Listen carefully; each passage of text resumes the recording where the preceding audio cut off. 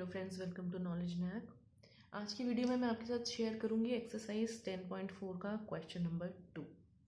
तो बिना कोई टाइम वेस्ट करे स्टार्ट करते हैं। So question number 2 says if two equal chords of a circle intersect within the circle prove that the segments of one chord are equal to corresponding segments of the other chord. देखिए, इस question में हमें एक circle given है। ये मान लीजिए circle है, ये सर्कल का सेंटर है O। इसके अंदर दो कॉर्ड्स बन रही हैं, एक AB और एक CD, और ये दोनों कॉर्ड्स आपस में इक्वल हैं। ये क्वेश्चन में हमें गिवन है। तो सबसे पहले हम गिवन ही लिख लेते हैं।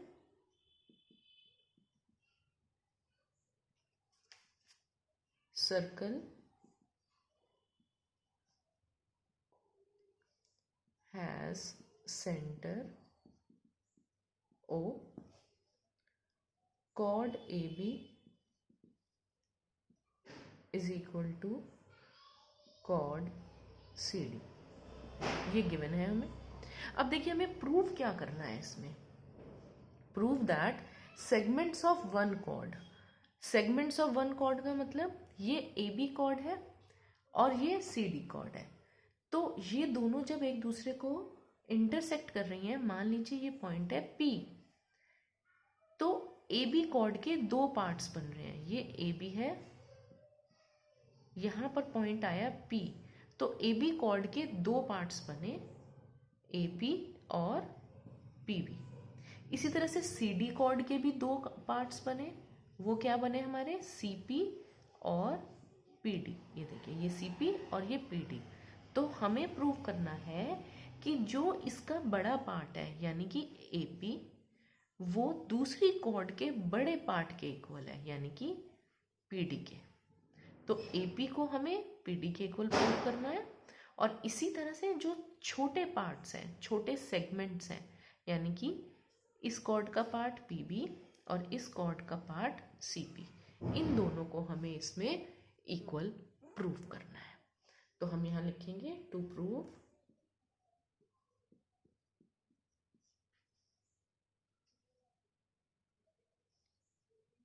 firstly AP is equal to PD,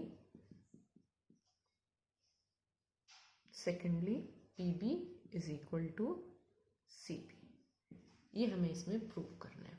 तो अब इसको प्रूव करने के लिए हमें एक इसमें कंस्ट्रक्शन करनी होगी। कंस्ट्रक्शन हम इसमें क्या करेंगे, देखिए, जो सर्कल का सेंटर था वहाँ से हम एक 90 डिग्री का लाइन इधर ड्रॉ करेंगे और एक 90 डिग्री की लाइन इधर ड्रॉ करेंगे, और इसी तरह से हम यहाँ O और P को भी ज्वाइन कर देंगे। तो कंस्ट्रक्शन हमारी रहेगी, ड्रॉ OM परपेंडिकुलर टू, इसे M मान लीजिए आप, AB, ON इसे N मान लीजिए, perpendicular to CD, and lastly join OP।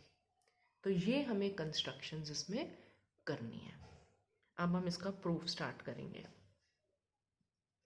तो देखिए, सबसे पहले हमें गिवन है AB is equal to CD। ये तो हमें क्वेश्चन में गिवन था।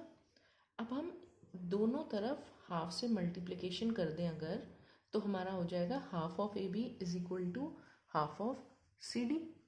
अब देखिए, ये AB कॉर्ड है और OM सेंटर से परपेंडिकुलर बन रहा है, तो यानी कि AM जो है AB कॉर्ड का हाफ हो गया, तो हमने यहाँ लिख दिया AM। इसी तरह से देखिए, ये CD कॉर्ड थी, ON जो है सेंटर से परपेंडिकुलर बन रहा है, और हमें पता है perpendicular from centre bisects the chord, तो CD को बाइसेक्ट कर रहा है हमारा ON लाइन। तो इस तरह से हमारा जो CD का हाफ है वो हम ले लेंगे MD। देखिए, ये फिगर अप्रोप्रिएट नहीं है, M और N मिड पॉइंट नहीं दिख रहे हैं फिगर में, आई नो, लेकिन जब आप इसे कंपास से प्रॉपरली मेजरमेंट्स लेके बनाएंगे तो आपके ये मिड पॉइंट्स ही बनेंगे। अब देखिए, जिस तरह से AM AB का हाफ है, उसी तरह से MB भी तो AB का हाफ है, हम ये भी कह सकते हैं। और इसी तरह से जो सी डी है उसका एन डी हाफ लिया था हमने, तो ये वाला जो पार्ट है सी एन, ये भी तो उसका हाफ हुआ। तो इस चीज का रीजन आप यहां लिख देंगे, perpendicular from centre bisects the chord. इसको मैं आपको और क्लियरली समझा देती हूँ। ए बी कॉर्ड है ये हमारी, देखिए इस तरह से सेंटर से लाइन आई ओ एम, सॉरी बी यहां लिखना है हमें,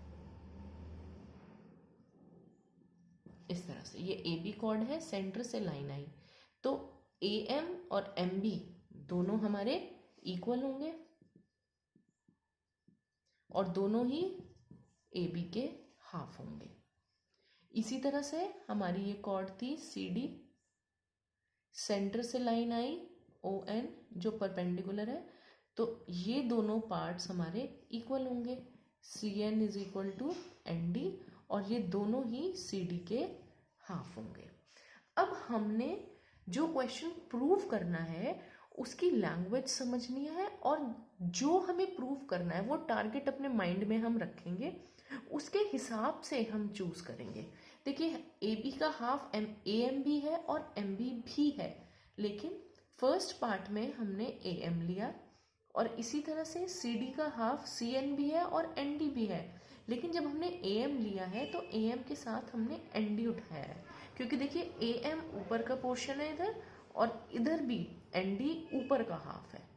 इसी तरह से एम बी नीचे का हाफ है, और इधर आपका सी एन नीचे का हाफ है।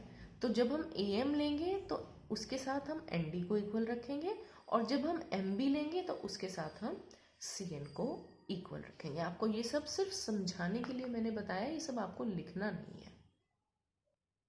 अब इसके बाद हमारे पास ये जो दो ट्रायंगल्स हैं, ये आप देख सकते हैं ओ एम पी और इधर है हमारा ट्रायंगल ओ एन पी। इन दोनों ट्रायंगल्स को हम कॉन्ग्रुएंट प्रूव करेंगे, और आपको मालूम है कि कॉन्ग्रुएंट प्रूव करने के लिए हमें तीन तीन पैरामीटर्स इक्वल रखने होंगे। तो सबसे पहले देखिए ओ एम इस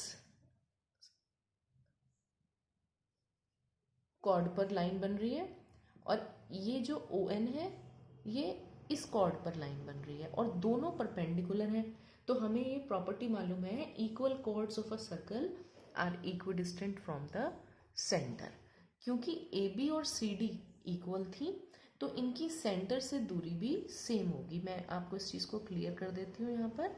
अगर ये कॉर्ड और ये कॉर्ड आपस में इक्वल है तो इनकी सेंटर से दूरी बराबर होगी, तो ये हमारा इस पार्ट के इक्वल होगा। तो ये हमारा ओ एम आया और ये इधर आया ओ एन।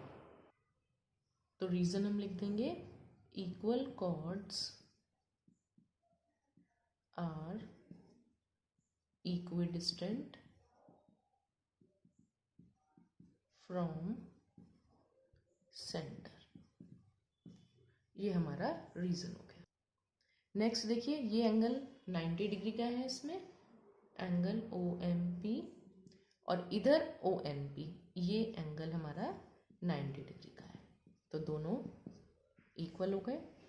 अब तीसरा पैरामीटर देखिए, ओपी लाइन जो है वो दोनों में कॉमन है। तो इस तरह से हमने ट्रायंगल के तीन पैरामीटर्स को इक्वल रख दिया। तो अब हम कह सकते हैं कि triangle O M P congruent है ट्रायंगल ओ एन पी के। और क्राइटेरिया हमने कौन सा यूज़ किया, देखिए राइट एंगल, हाइपोटेन्यूज और साइड। तो हमारा हो गया ये आर एच एस, ये इस तरह से था 90 डिग्री। तो ये हाइपोटेन्यूज है, एक हमने राइट एंगल लिया है, एक हाइपोटेन्यूज और एक साइड, तो आर एच एस क्राइटेरिया हमने इसमें यूज़ किया। और जब दोनों ट्रायंगल्स कॉन्ग्रुएंट हैं तो हम इसमें सीपीसीटी अप्लाई करेंगे। तो देखिए एमपी जो है इस ट्रायंगल का पार्ट है और पीएन इस ट्रायंगल का पार्ट है, तो हम कह सकते हैं MP is equal to PN by CPCT. ये हमने इसमें अप्लाई कर दिया। अब देखिए, यहाँ हमने जो ऊपर प्रूव करा था AM is equal to ND, इसको मैं मार्क कर दूंगी इक्वेशन नंबर 1। और जो ये किया था हमने prove MB is equal to CN, इसको हम मार्क कर देंगे इक्वेशन नंबर 2। और जो हमने अभी यहाँ पर प्रूव किया है MP is equal to PN, इसको हम मार्क कर देंगे इक्वेशन नंबर 3। अब देखिए, अब हम क्या करेंगे, सबसे पहले हम फर्स्ट और थर्ड इक्वेशन को ऐड करेंगे। एडिंग इक्वेशन 1 एंड इक्वेशन 3, तो हमारे पास क्या कंडीशन आ जाएगी, देखिए यहाँ है हमारे पास AM लेफ्ट में और इधर है हमारे पास MP, तो AM plus MP is equal to, यहाँ देखिए ND है और यहाँ हमारे पास है PN, तो हम लिख देंगे ND प्लस PN।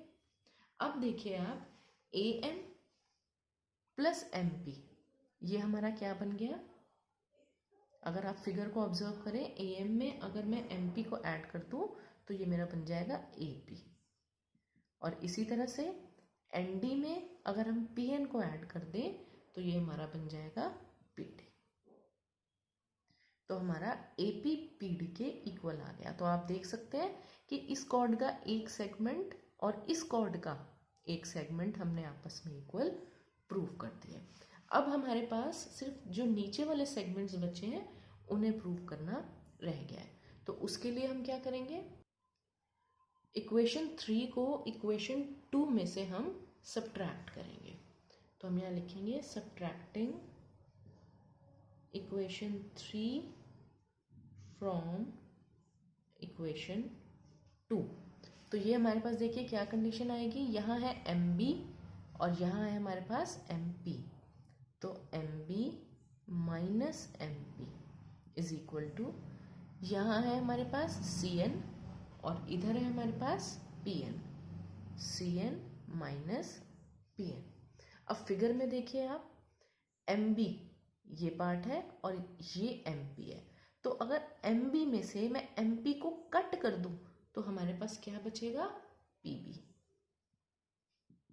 और इसी तरह से CN ये पार्ट है, इसमें से अगर हम ये PN को कट कर दें इस पार्ट को, तो सिर्फ हमारे पास क्या बचेगा, CP। तो हमारा आ गया PB is equal to CP। तो इस तरह से हमें जो दो सेगमेंट्स इक्वल प्रूव करने थे वो इक्वल प्रूव हो गए। AP is equal to PD और दूसरा PB is equal to CP। बड़ा सेगमेंट बड़े सेगमेंट के इक्वल, छोटा सेगमेंट छोटे सेगमेंट के इक्वल। देखिए ये क्वेश्चन की सॉल्यूशन जो है थोड़ी सी ट्रिकी है और आप लोगों के लिए एक ये नया कॉन्सेप्ट है, लेकिन अगर आप इसे एक बार दो बार पढ़ेंगे तो आपको ये बहुत अच्छे से क्लियर हो जाएगा। लेकिन इस क्वेश्चन को सॉल्व करने का यही मेथड है जो हमें यूज़ करना है। होपफुली आपको ये समझ में भी आ गया होगा। और लास्ट में मैं आपसे फिर यही कहूँगी कि अगर आपने अब तक मेरे चैनल को सब्सक्राइब नहीं किया है तो आप प्लीज़ इसे ज़रूर सब्सक्राइब कर लीजिए और आगे अपने फ्रेंड्स के साथ भी इसे ज़रूर शेयर करें। Thank you so much.